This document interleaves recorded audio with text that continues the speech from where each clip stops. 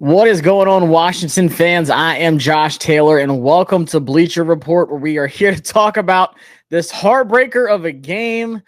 Guys, I don't know what it is about these Eagle games, but it's every time we go to Philly, it ends up being some crazy game. Somehow we usually find a way to win it. This one was tough. This was a game that, especially after last week, not a lot of people expected us to go to Philly and get a win against arguably the best team in the NFC. You know, you can say the Eagles, you can say the 49ers.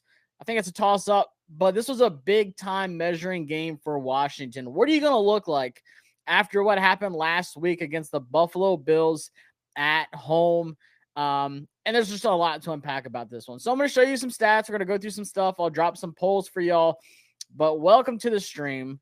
Like I said, as a fan of this team, this was one where I really wanted to see how Sam Howell looked, how the defense looked against this Eagles offense, which was really well balanced, by the way.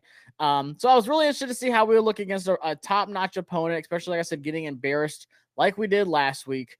But this is such a heartbreaking way to lose. There's so much to unpack with this. And I'll start by dropping a poll for y'all.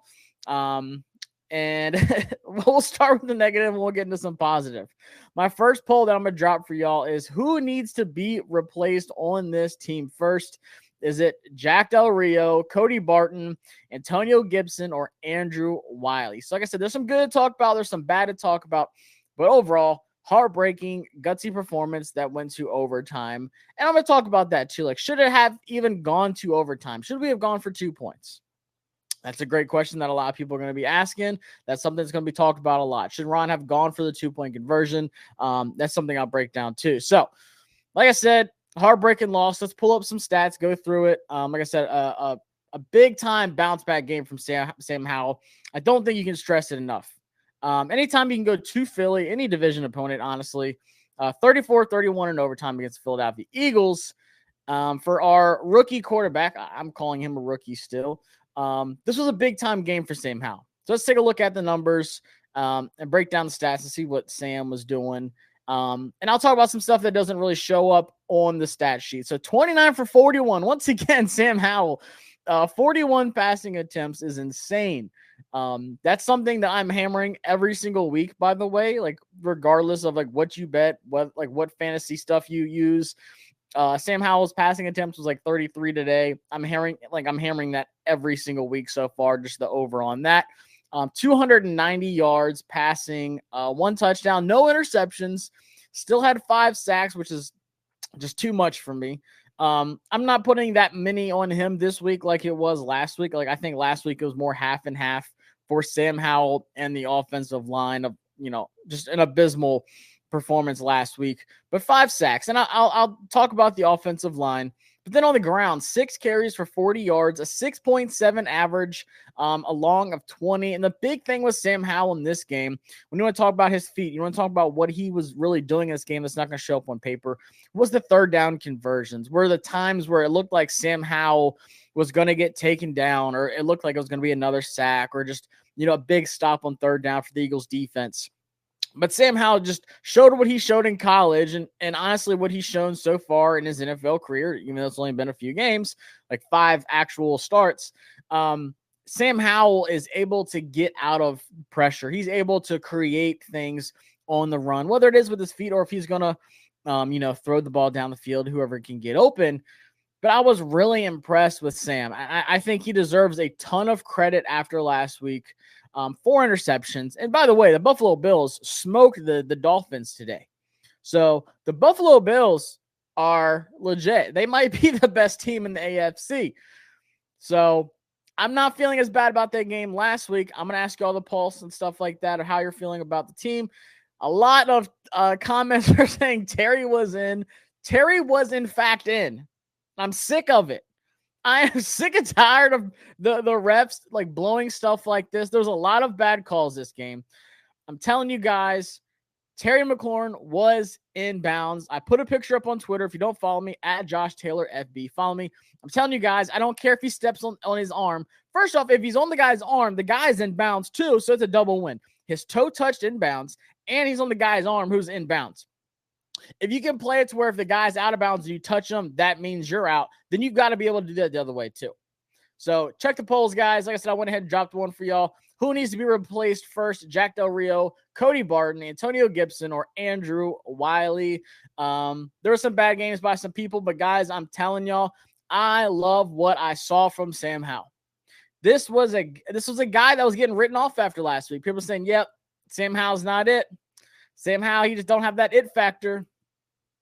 I think he's a dog, man.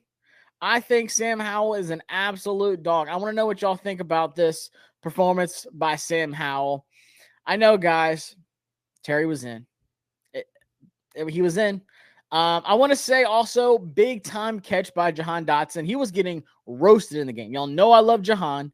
I covered Penn State when Jahan was there. I got a Jahan Penn State helmet behind me. Like, I am the biggest Jahan fan out here. And, bad ankle. He drops that third down catch. That was big, a big time, momentum changer for us. But he catches the clutch one when he needs to. Last play of the game to get it into overtime. So let's see. Oh no says, yes, Sam Howell is Washington's guy. I'm going to give that one a thumbs up because I agree with you. What I've seen 5 games out of Sam Howell is what I've seen, better than some rookies. I love Bryce Young, but Bryce Young looks shook up every week. He looks scared out there. CJ Stroud looks really good. But what I'm seeing out of Sam Howell, it takes big guts to be able to come back from that game that you had last week. It was at home. Like I said, alumni game. It was big. That's against a really good opponent. Fans were already saying, like, he's not it. We need to replace him. Let's talk about the draft. Like, go get Caleb Williams. There's Caleb Williams edits already made. Like, it was bad.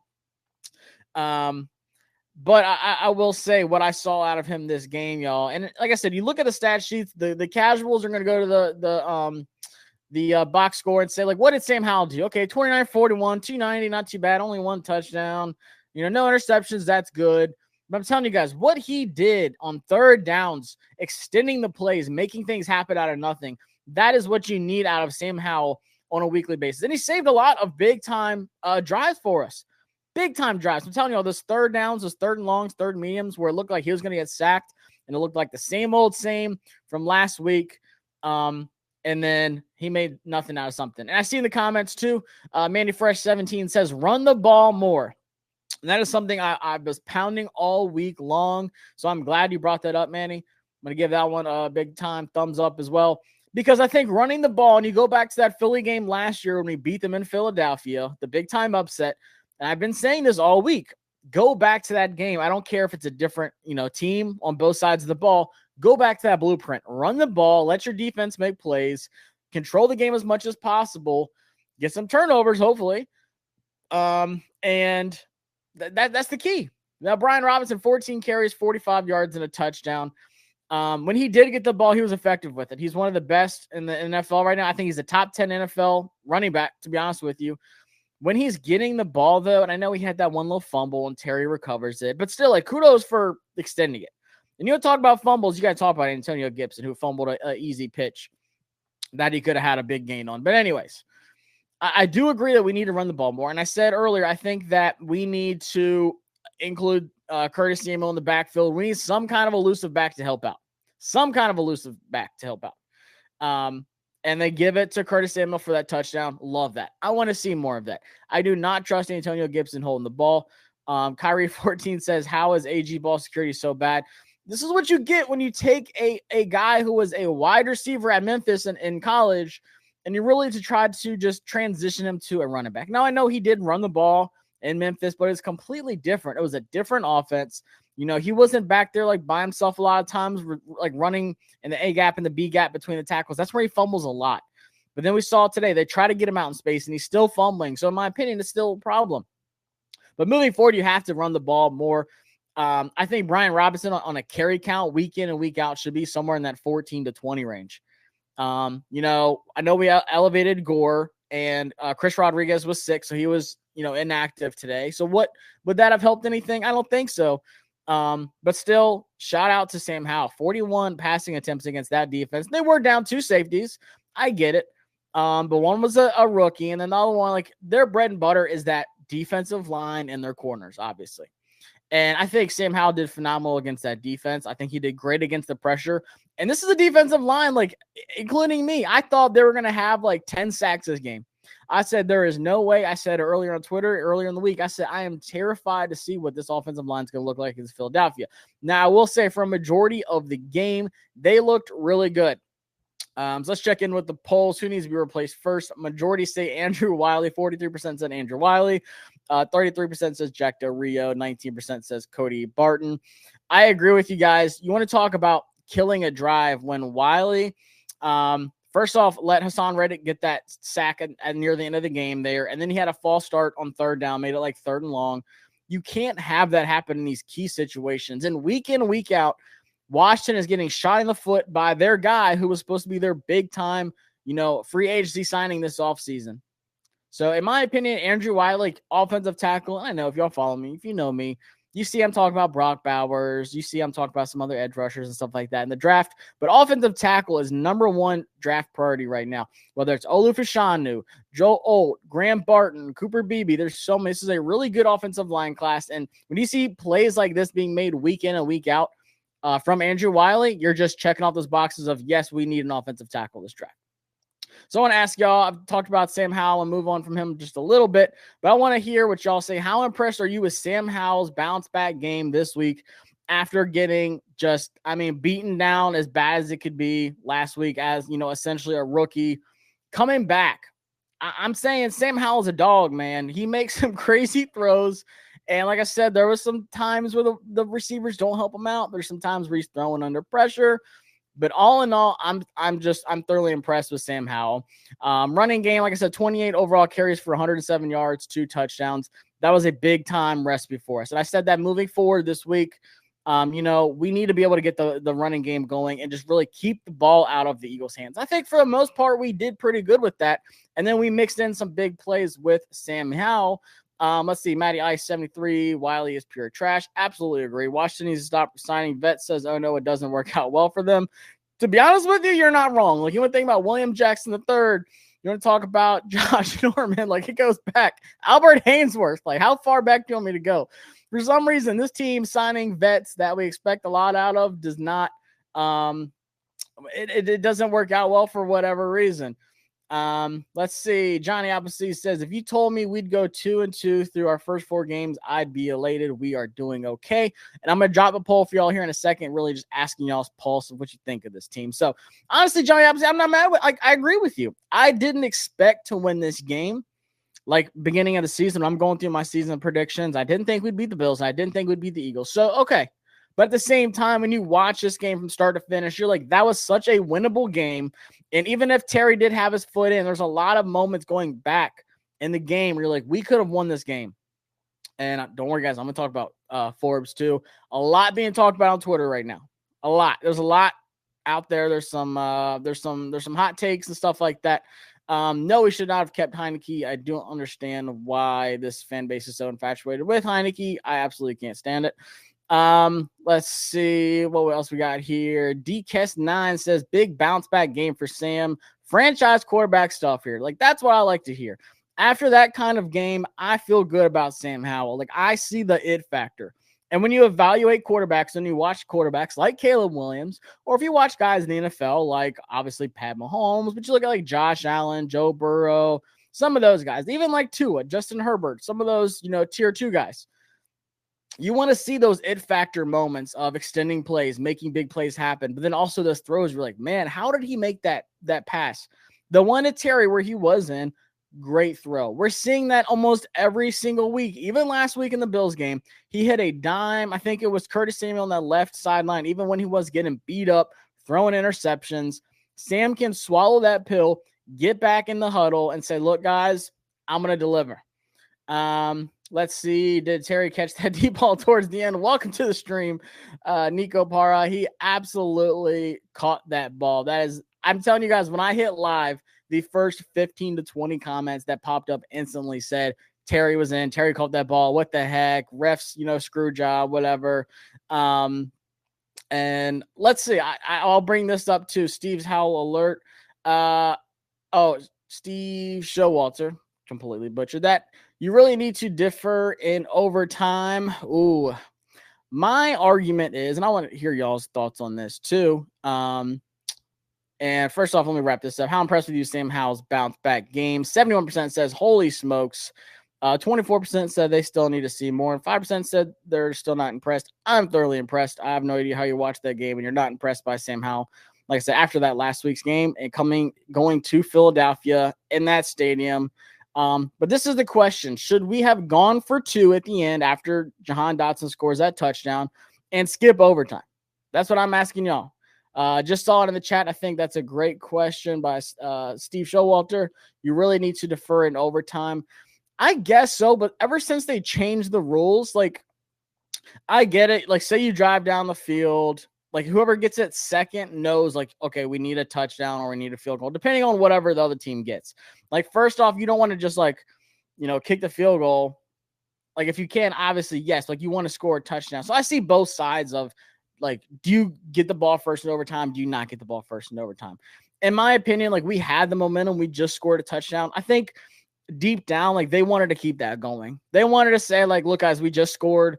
Let's keep this going. Like, it wasn't like some crazy long drive. It's just, you got to keep feeding the hot hand. So I'm not mad about it. And honestly, I think it would have paid off if Terry would have, been called complete like he actually was. Who knows how the rest could have played out. What I wouldn't want to do is defer. Eagles get the ball. Like, they just drive down, score a touchdown, like, and then just kind of like have the offense cool down. Sam Howell was in a rhythm, and that's the biggest thing with quarterbacks is when they're in a rhythm, you keep it going. He saw the field like he was supposed to. He was making the right reads. He was dropping the dimes like he was supposed to. And I think Ron really wanted to get that going. Let's see. Still happy with his performance. Howell was getting the ball out fast and put the Bills game behind him. Think we could have ran the ball a little more, but overall good performance from the boys. Not mad at it at all. Third down defense is atrocious also. That's another thing. Our third down defense was one of the worst in the league coming into this game, and the Eagles had like the best third down defense, all because the tush push and the brotherly shove or whatever you want to call it. Stupid, by the way. I'm glad that we ran our little, like little remix of it with Logan Thomas. Not glad that we did it twice. I think we should have just done it once and then, kept it going. But anyways, we did stop it that one time. Even if that flag was there, it was offsides on offense, which I've never heard of, by the way. We still stopped it. I think he was short the first time that they did it. It depends on your opponents. If you're facing the Bills or Chiefs, you don't defer. I agree with you there. Gotta admire Sam's short-term memory, says Jaeger, edits BR.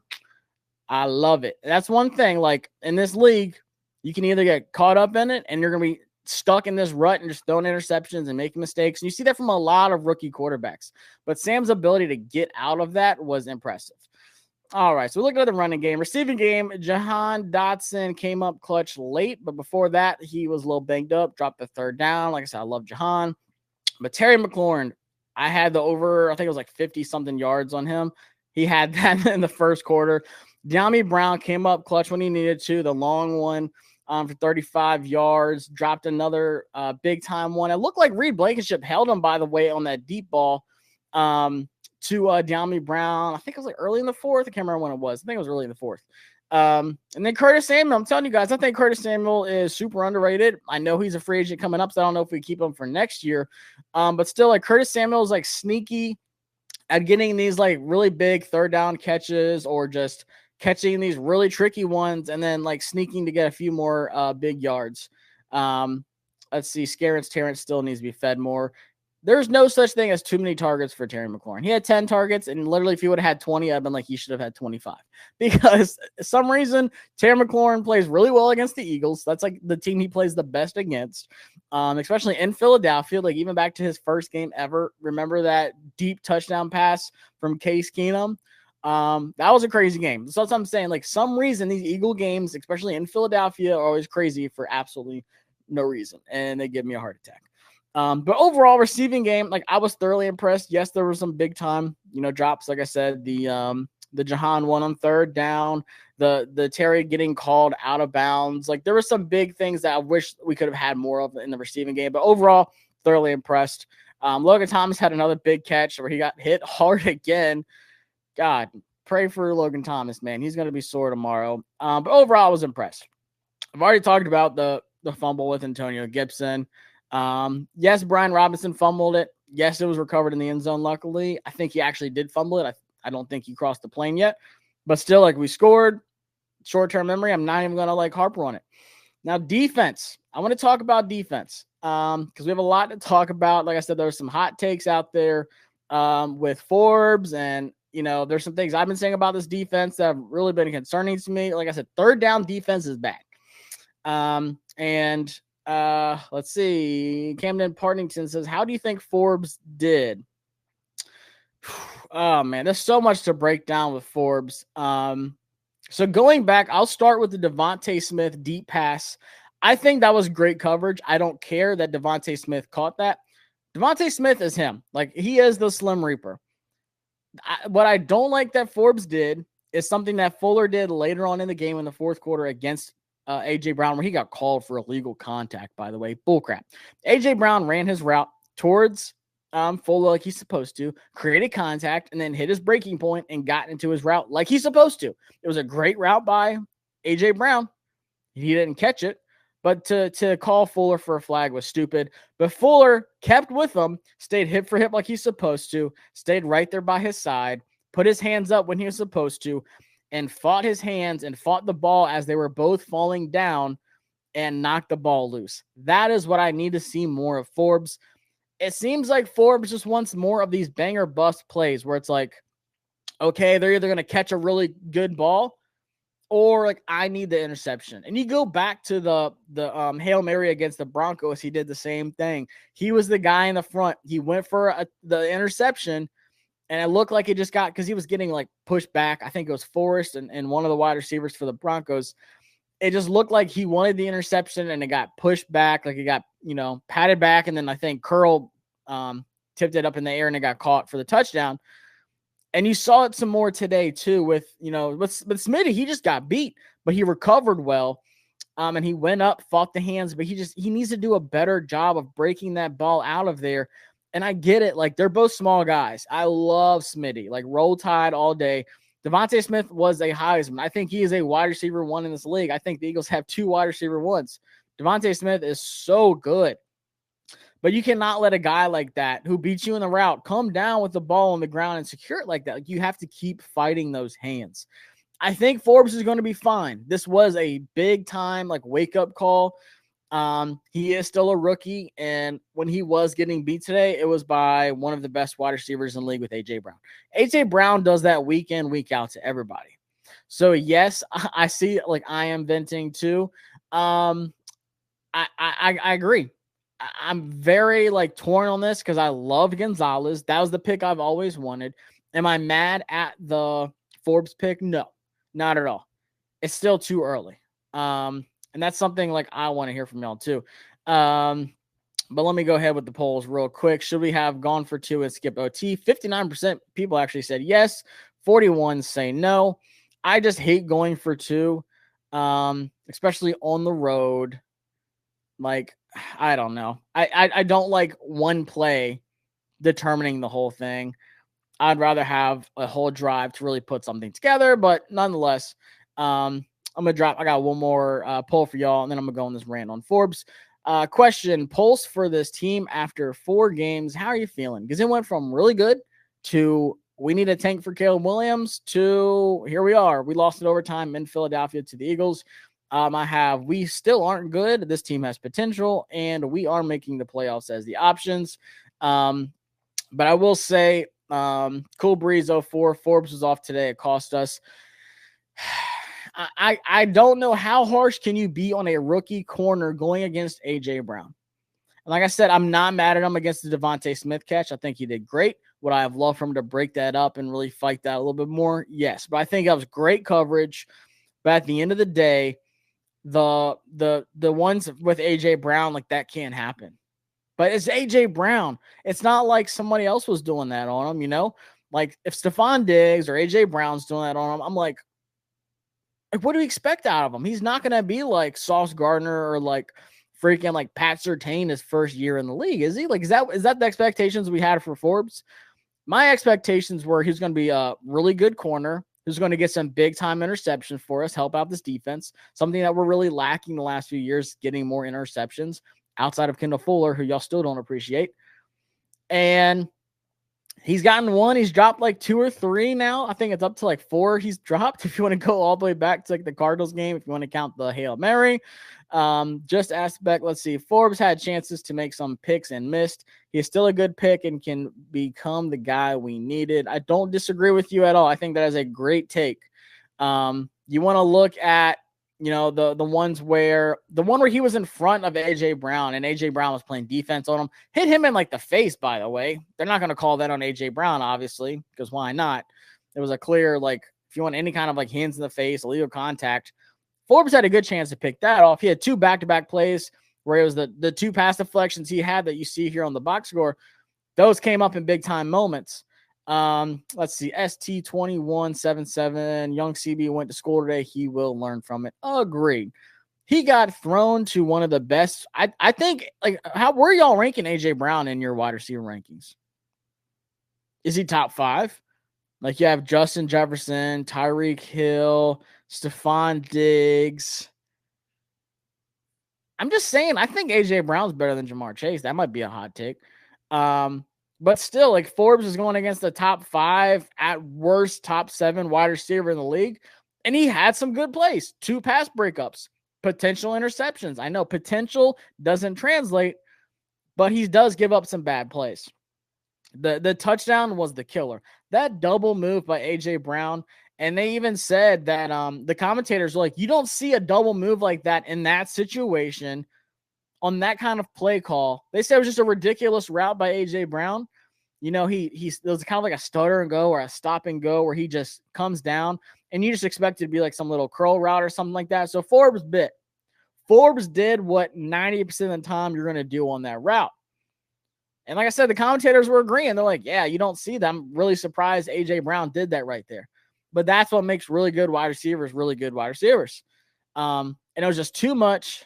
Like he said, Puka is better than him. Yo, Puka, shout out to Puka. Even though he cost me $400 last week, he needed over, I think, 7 catches, and he only had like 5. But still, Puka is such a good guy. I love Puka. Talked to him at the Senior Bowl. Really good kid, too. But still, that touchdown to AJ Brown was a backbreaker, and they were going back and forth. It kind of, I hate to say it, it kind of did remind me of like Josh Norman, of like how much he was talking. But I love that in my corner. I don't care if he's getting beat. Like, talk that talk, man. If you make a play, you make a play. Do the seatbelt thing. Do your thing, man. But if you get beat, you got to own up to it. And you can see Forbes, when he got beat, he sat there. He was bummed. He got up. He went over to the sideline. He was talking about it. You can see he was talking to Forrest. He was talking to Jack Del Rio. He was like, man, like he was talking about like what he saw. And I get it. That was such a bad coverage by him, but also just a phenomenal route by AJ Brown.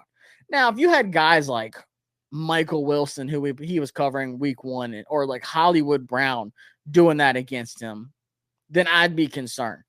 But guys, don't write this kid off yet. I'm telling you guys, it's a ship. It's a roller coaster with us. I'll admit I do it too. I will say this, Jaeger edits BR. Chase Young hasn't looked bad, but our D line is disappointing so far. Same thing. So let me zoom in on this a little bit, show y'all a little bit more. So Cam Curl had the most tackles, 12, 9 solo tackles, had 1 sack, 1 tackle for a loss. I kind of have a hot take with our defense. I don't think our safeties have been playing as good as people expect or people think they are. I will say I think Jamin Davis had a really good game today. The one big missed tackle on Swift was big, but I think overall this season so far, Jamin Davis has been really good. You want to go back to that forced fumble against Russell Wilson. Jamin Davis isn't the problem. I'll say this, and I thought about this during the game. I was like, I hope I don't forget to say this. I'm glad I just remembered. Cody Barton, by the way. The Eagles signed Zach Cunningham in August for nothing. And Zach Cunningham is miles better than what Cody Barton has been for us. Zach Cunningham was making plays for the Eagles today. Cody Barton was celebrating a half tackle when he could have been recovering a fumble. He was getting beat by crossers once again. The Eagles did it. The Broncos did it. The Bills did it. The Eagles did it too. Cody Barton is atrocious. And I'm telling you guys, Zach Cunningham could have been a guy we signed back in August. And I'm telling you, he would have been much better than what Cody Barton has been so far for us. Let's say Jay Walker and Boot says our linebackers stink and JDR leaves huge gaps in his schemes. That's the thing, though. Like, I'm not faulting Jack Del Rio so much because you do have to play zone in this league. You can't just be playing man nonstop. I honestly prefer zone sometimes. Like, let quarterbacks think something is there and let your guys have the range to be able to say no and close up that zone and get some more interceptions. I feel like more times than none, you get more interceptions in zone than you do man. Tell me if you think I'm wrong, but I think that's how it goes. Man coverage, you get more flags now. Yeah, you get some picks, but it's much harder because you're fighting for it. But zones are the ones where you just see a guy coming out of nowhere jumping a route. You don't see that in man. But the thing is, you need a linebacker who has the coverage and the range that can keep up for it. And Cody Barton does not have any of that. Let's see. I really cannot understand how poorly the D-line is playing, even giving them an insane amount of talent. And I don't think they're playing like awful. I think we see these like waves. Like Chase Young had a big sack today. Like there's waves of like Dron Payne's drive last week against against the Broncos 2 weeks ago. Like it comes in and goes. Like we need a consistent thing. But what we're struggling with, and once again, I kind of put this on the linebackers, Cody Barton, when we play against a mobile quarterback or a really good running team like Philadelphia, it just seems like we can't stop this bleeding of them being able to run the ball. I'm not just talking about the tush push, the brotherly low, like shove, whatever. It's like a consistent running game. But you can't expect the defensive line to just stop every single run. Like it's all about gap integrity. Your linebackers being able to fill in that gap, jump in there, get your nose dirty. Like same with corners. But I think the defensive line could be better, yes, but at the same time, I think the linebackers kill the defensive line a lot of time too. But I do want to see more sacks. Obviously, I want to see more tackles for loss. I want to see more plays in the backfield. Like, give me some strip sacks for crying out loud. Like, that's what I really want to see. I thought Chase was going to have one today, but still. Agreed. Even sorry, Russell Wilson got off too, bro. Yep. For no reason. So I'm telling you guys, anytime we play any kind of mobile quarterback, it just seems like they have like third and medium, third and long. They somehow pick it up. Josh Allen was doing it. The stupid run for the touchdown with Josh Allen last week. Like it's a weekly occurrence. Let's see. I agree. You have to play zone, but playing 10 yards off the line of scrimmage seems to happen entirely too much. And yeah, like there's different zones you can play.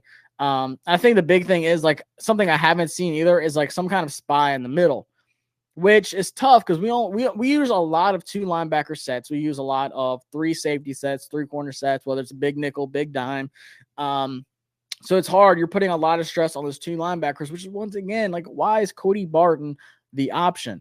Honestly, Khaleke Hudson has better range than Cody Barton does. I would love to see what Khaleke Hudson could do, Jabril Cox, see what they can do. I don't think they'd be as good as tackling maybe as Cody Barton because Cody's a little bit of a bigger guy than those 2 guys. But still, if you're going to be, putting that much stress in zone coverage on your linebackers, you've got to have a linebacker that can do it, and he just hasn't been doing it right. Let's see. Just making it to OT is a confidence builder. After that Buffalo butt whooping, I agree with you. Let me see what y'all think. The pulse of the team so far. After 4 games, 12% say this team is still not good. 80% says this team has potential, and 8% says we're making the playoffs. I think this team does have a lot of potential, and I will say this: I think quarterback is not the problem with this team. I think the problem with this team, and tell me what y'all think. This isn't a poll question. Just drop it in the chat. Drop it in the comments. I'm gonna wrap this up here in a second. What do you think is wrong with this team? It's not Sam Howell. Sometimes I think it's getting away from the run. Sometimes I think it's defense. That bend break mentality only gets you so far. They're playing too passive. Like, oh, we'll give up some short passes, but we're going to stop you. Like that bend and break, like I said. There's not enough headhunter, like go get that interception. Go get the quarterback kind of place. But then also just offensive line in general. And I'm going to show you how the Eagles kind of just finished up to kind of wrap this up here. But Jalen Hurts, 25 for 37, 319 yards, 2 touchdowns, 3 sacks. That's still too much. 319 yards. And it came on some big, those some big chunk plays. But what I was impressed with was DeAndre Swift only had 56 yards on 14 carries and 1 touchdown. But once again, it just comes out like the worst times, like third downs, like where we need to get them off the field. But A.J. Brown, 175 yards on 9 catches. that can't happen. I don't know if it's you need better safety help. If Forbes is getting beat like that, you need to change something up. I'm not saying just abandon the guy completely. Of course not. But at the same time, AJ Brown cannot have 9 catches for 175 yards. When you spend the first 2 draft picks this season alone on DBs, that cannot happen. Devontae Smith, 7 for 78, not mad at it, especially when he had a long of 37, which was a phenomenal catch. Great coverage, but still. Let's see. O-line, DC Sports Fan 12 said problem with the team is the offensive line, Jack Del Rio not blitzing, and Cody Barton. I will say I'm not too mad at Jack Del Rio. The only one I kind of disagree with is the not blitzing one, because when you have 4 of those guys, all first-round draft picks, by the way, they need to be able to get to the quarterback more often than none. And yeah, I'd like to see like some delayed blitzes and stuff like that. But when you have 4 guys rushing, getting to the quarterback, causing him to throw, that's when the interception is going to come. I don't want to take 1 or 2 guys, out of coverage and bring them in a blitz, and then that leaves like the quick throws open for the defense. The defensive line just has to do a consistent job of getting to the quarterback. That's the only thing. We see it, but it just comes in these waves and not like the big times where we really need it to. I'm impressed with the quarterback. Didn't think I would be. Problem is O-line and linebackers. Number one problem is Jack Del Rio. I will agree with a lot of that. Terry was in bounds. That might have been the game right there. There was a gap. I agree with you. But my thing for you, Jaeger, and like I said, I'm going to wrap it up on this one. If a player's out of bounds and you touch him or something like that, and you have the ball, they say you're out because that player was out of bounds. But is it not the other way around? If someone's in bounds and you're standing on his arm and he's completely in bounds, by the way, if you got your foot down or not, whatever, if you're standing on an arm and that player's in bounds, how are you not in bounds? But if it's the other way around and say that guy's out of bounds and you touch him, then it's out. So I'm just confused on that. NFL needs, to come out and say something about that, by the way. But I will say the offensive line played much better than I expected it to beginning of the game. But then like the Andrew Wiley, like I said, that those back-to-back drives were just killer. You can't do that. You can't have a sack given up by Hassan Reddick and then have that false start and then made it like 3rd and forever. Can't do that. So all in all, yes, this was a heartbreaker of a game. Did I expect us to win this game? No. Am I still hyped that we're 2-2? Absolutely. Now we have Thursday Night Football against the Bears. If we can't beat the Bears, that's when I'm like, all right, guys, what's going on with this team? Like, what kind of team are we going to see next week? I think we're going to see a hungry team. I think we're going to see better defense. You should against Justin Fields, who looked great, by the way, but they still blew a lead to the Broncos. So the Bears are down bad. Like, these are the bad news Bears. Like, they should be all in for Caleb Williams. I still don't think that Justin Fields is it. But this game coming up, like if you can't beat this Bears team, I don't know what's wrong. But still, this is a heartbreaker, but I love the fight that we saw.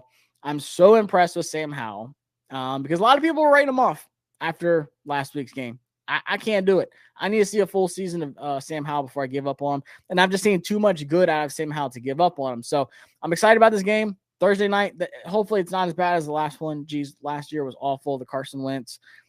St. Jude's getting that big time breakup in the game. That was such a boring game. That was a hard one to watch. But I'm excited about it. We're going to bounce back. We can go 3-2. I still feel good. The NFC looks bad. The Vikings suck. There's some good teams that are playing really bad right now. Like I said, you just never know.